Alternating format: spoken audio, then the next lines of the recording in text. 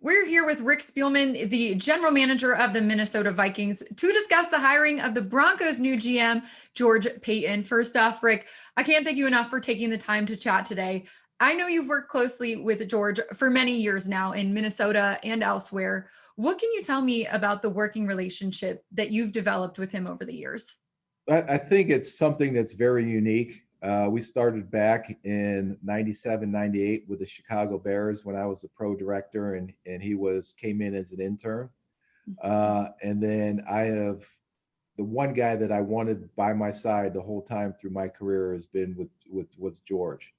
And I think us working together through that long is probably one of the reasons why I've been in this business for 31 years, going on my 31st year. It's not only us is working together on the business side, but he's probably my closest friend and a brother to me.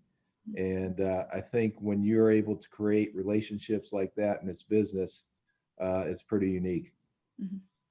Yeah, outside of who he is as a person, what type of skill set do you think George will bring to this role here in Denver? He's been more than ready for a GM job. He's been very selective, as everybody knows. But his skill set, he's a great talent evaluator. He's an extremely hard worker.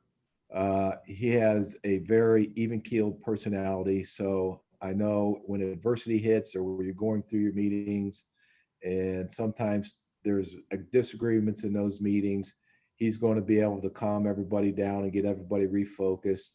And he's going to do a great job of having everybody work together to come up with what's the best solution, whether it's a draft pick, whether it's a free agent, whether it's a trade. And the other thing that makes George very unique is that the relationships he builds, not only with the personnel side of the business, but the relationships he builds with coaches is incredible. Like you said, he's been selective during the interview process. Why do you think that Denver was ultimately the right choice for him? You know, you'd have to ask George that, but I know what is important to him. And the first thing is I know the organization he's going to go, and I know Denver is a very successful historic organization. I know they've had great ownership there with Pat Bowles, and I always respected them and for how they handled their business as a football club. And I think through all the interviews that he has been, and he wasn't going to take any job. There was a lot of job openings in the GM market this year.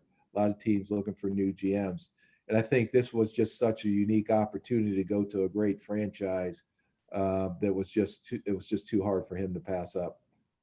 Yeah, I know you've probably had many discussions with George already about this, but what's one piece of advice you'd give him or have given him as he steps into this new role?